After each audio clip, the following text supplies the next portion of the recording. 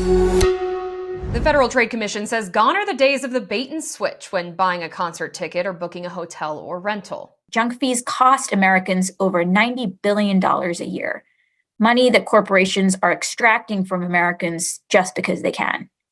These junk fees function as an invisible tax that inflates prices across the economy. The FTC announced a new rule Tuesday that bans junk fees in the industries. You've seen it before. You think you know the nightly rate or ticket price, only to find a much higher total from fees once you hit checkout.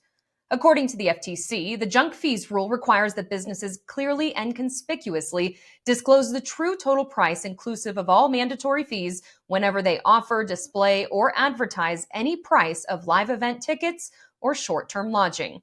The U.S. Chamber of Commerce came out against the rule this year. The group said in February it's nothing more than an attempt to micromanage businesses' pricing structures, often undermining businesses' ability to give consumers options at different price points. They said, to be clear, the U.S. Chamber supports efforts to enhance price transparency. However, the FTC's proposed rule severely misses the mark. The proposal would make sure that corporations cannot lure people in with an artificially low price, but then when it's time to make the purchase, add all sorts of mystery fees that significantly raise the overall cost. While the U.S. Chamber said the FTC will replace consumers' ability to pick winners and losers in the marketplace, undermining American free enterprise. We've reached out to the U.S. Chamber for an updated statement on this final rule. We'll update the text of this article at san.com when we get a response.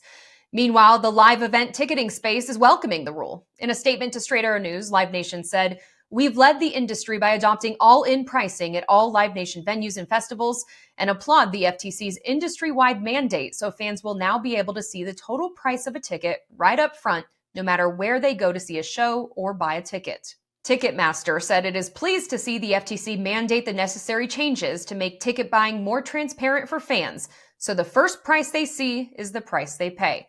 Live Nation Entertainment may be in the FTC's corner on this one, but it's still being sued by the country's other antitrust enforcer, the Department of Justice, which has accused it of having a monopoly over ticket sales. Live Nation and Ticketmaster merged in 2010. But back to junk fees. Airbnb is also on board with the change, having implemented a total price display on its search results for about 2 years.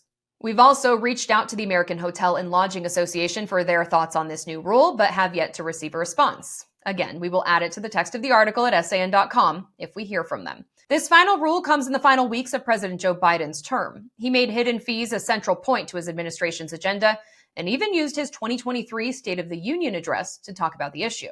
My administration is also taking on junk fees, those hidden surcharges too many companies use to make you pay more. For example, we're making airlines show you the full ticket price up front, refund your money if your flight is canceled or delayed. We've reduced exorbitant bank overdrafts by saving consumers more than $1 billion a year.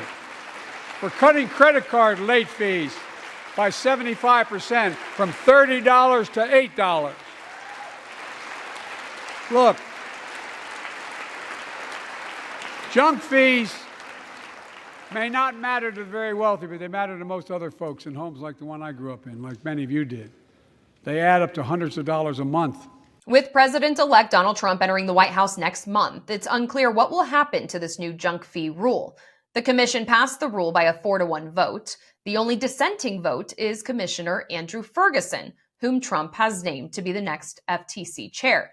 He wrote that his dissent has nothing to do with the merits of the final rule, saying, "I dissent only on the ground that the time for rulemaking by the Biden-Harris FTC is over," adding, "This lame duck commission should give its regulatory pen a much-needed rest, focus on routine law enforcement, and prepare for an orderly transition."